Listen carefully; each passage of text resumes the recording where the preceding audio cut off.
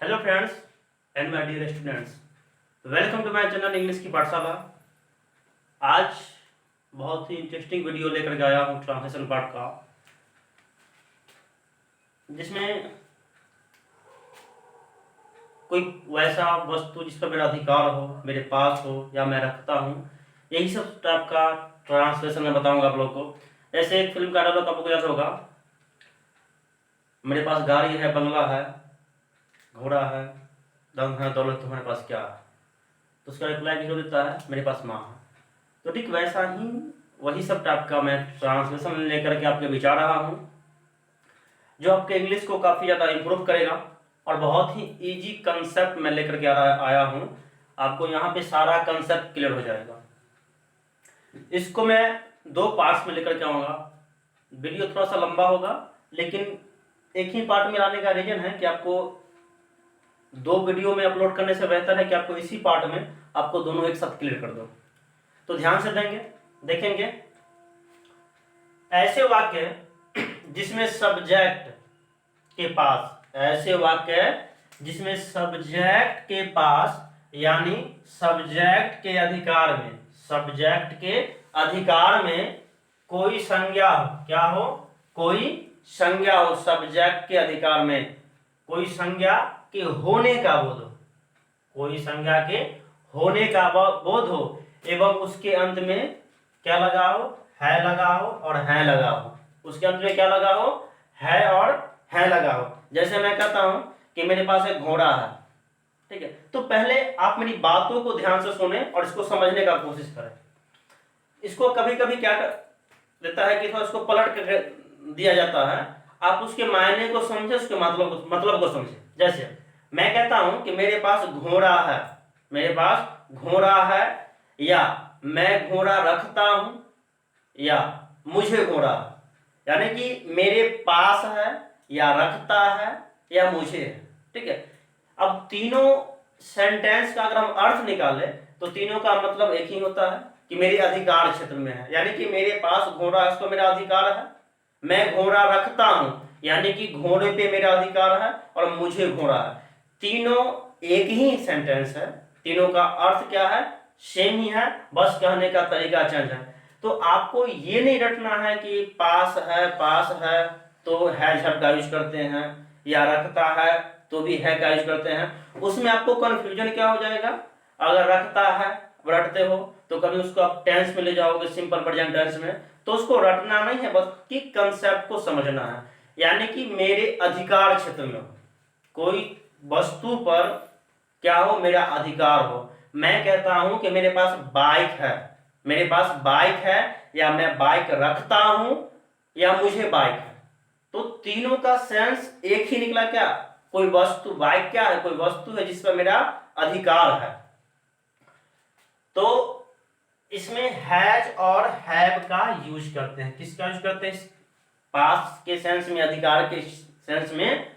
जब कोई वस्तु पे मेरा अधिकार होता है तो उस सेंस में हम हैज और हैव का यूज करते हैं।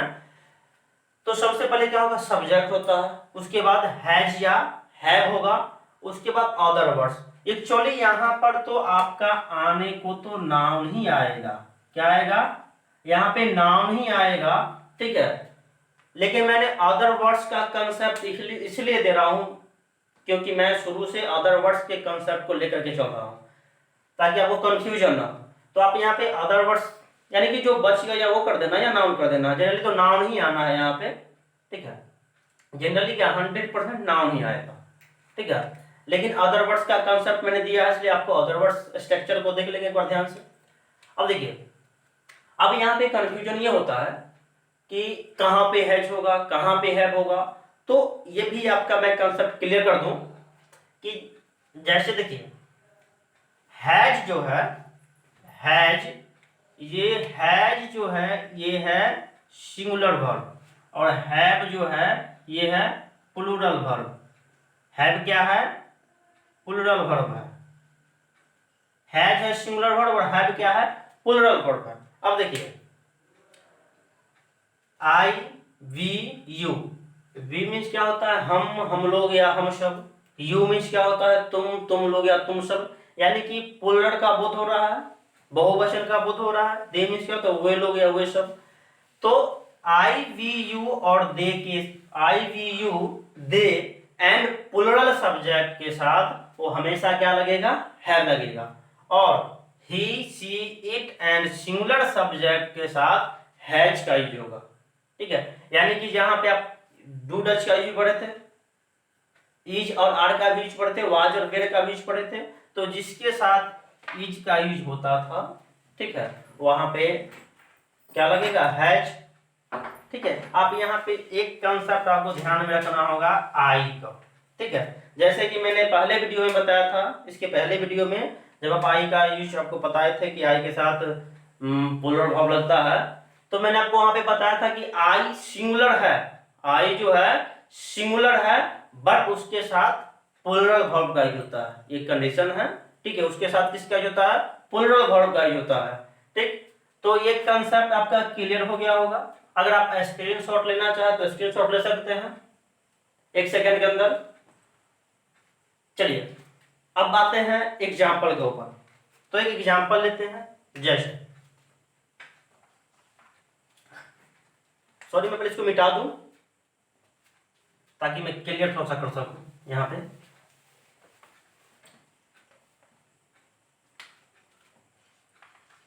मैंने एग्जाम्पल लिया,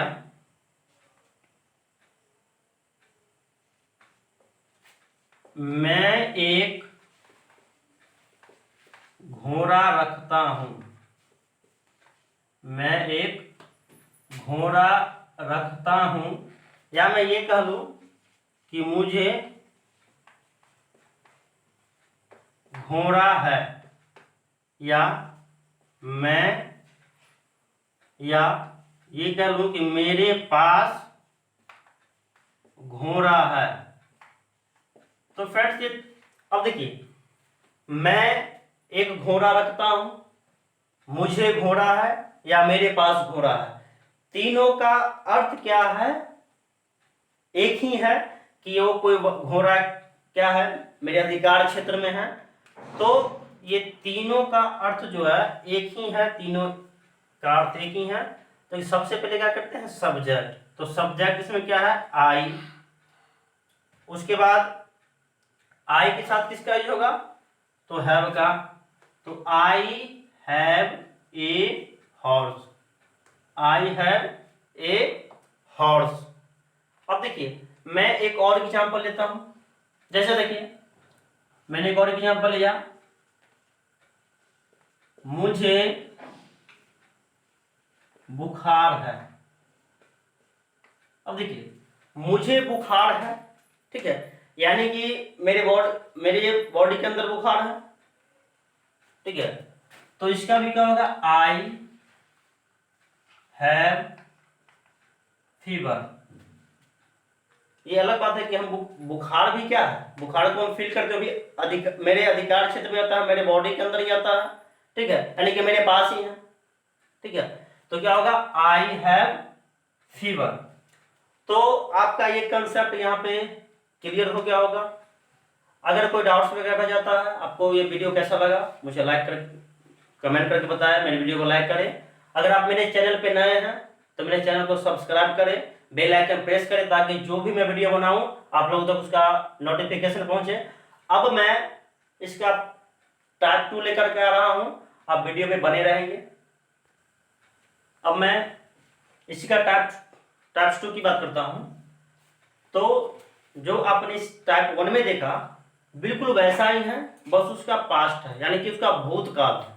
ठीक है, तो ऐसे वाक्य जिससे सब्जेक्ट के पास, सब्जेक्ट के पास यानी सब्जेक्ट के अधिकार में, सब्जेक्ट के अधिकार में, इतना तो अपने टाइप फर्स्ट में भी देखा कि कोई संज्ञा के भूतकाल में होने का भाव स्पष्ट हो, यानी कि पहले कभी उसके पास कोई वस्तु था, कोई संज्ञा उसके पास था। ठीक है, तो उस संज्ञा के भूतकाल में होने का अगर भाव स्पष्ट होता है तो उसको ट्रांसलेशन बनाने के लिए हम हैड का यूज करते हैं।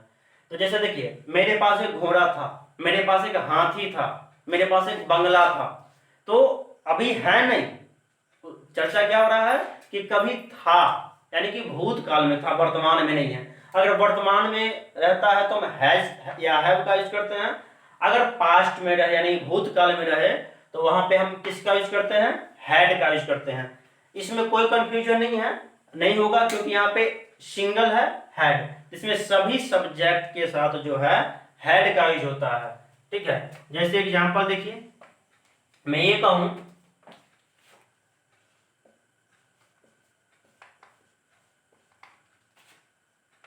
राजू के पास एक हाथी था।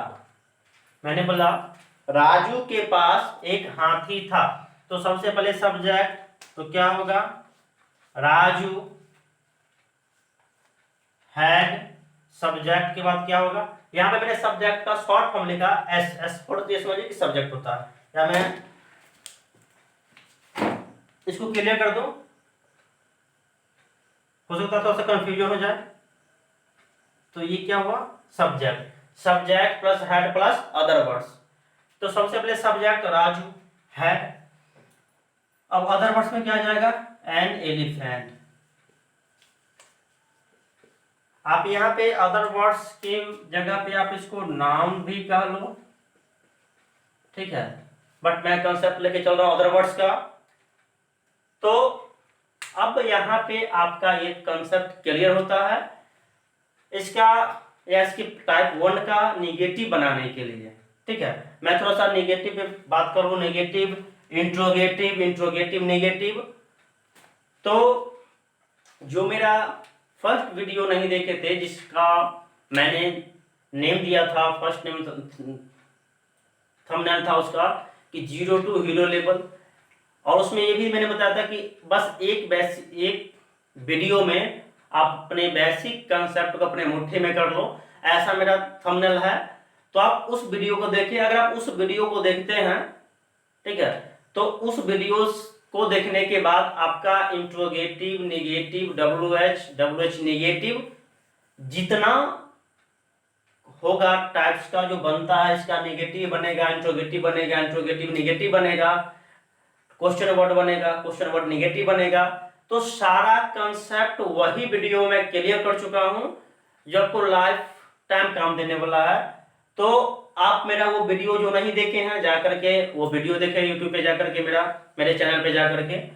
मैं थोड़ा सा इसका चर्चा कर देता हूं यहाँ पे कि इसका नेगेटिव कैसे बनेगा, लेकिन मैं डीपली उस वीडियो में बता चुका हूं, तो उस वीडियो को एक बार देख लेंगे।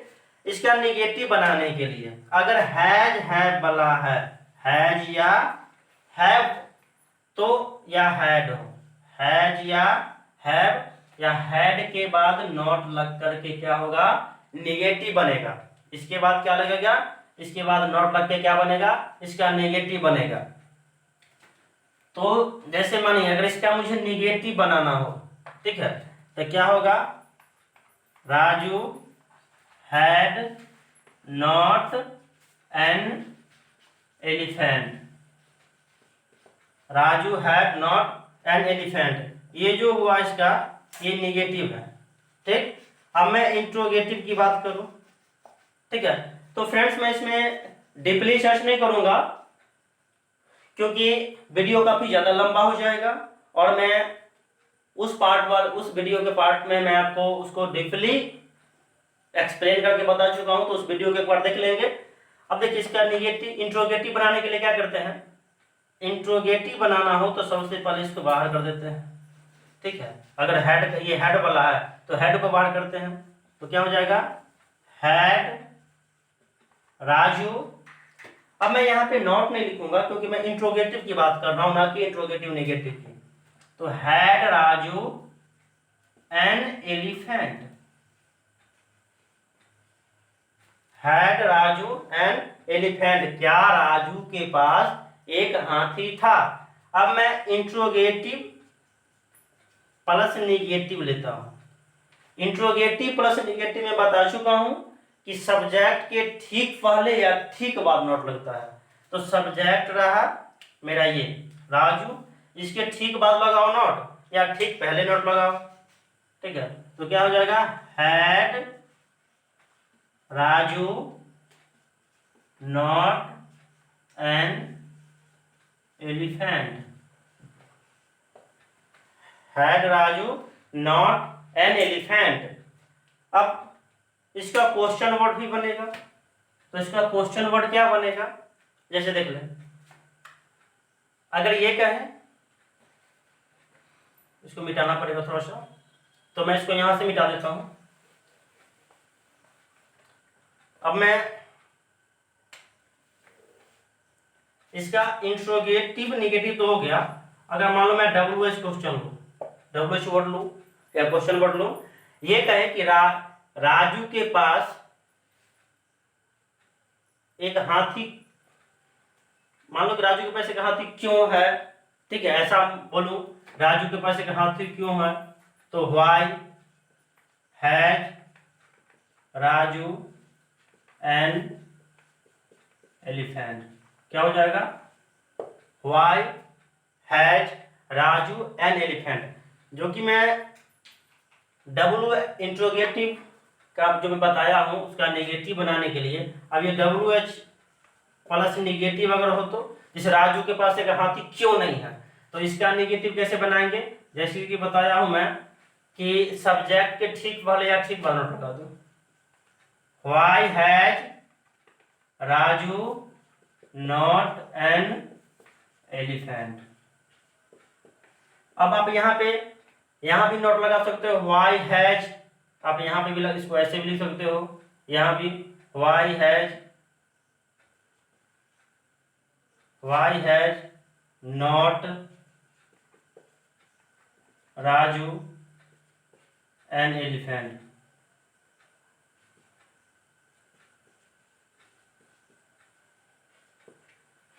फ्रेंड्स, मैं इस पार्ट में वर्ड्स लेकर के नहीं आ रहा हूं क्योंकि ये वीडियो काफी ज्यादा लंबा हो जाएगा। अगर आपको मेरा वीडियो पसंद आया हो तो लाइक करें, शेयर करें, कमेंट करें, और कमेंट करके मुझे ये जरूर बताएं कि आपको वीडियो कैसा लगा। Thank you to all of you.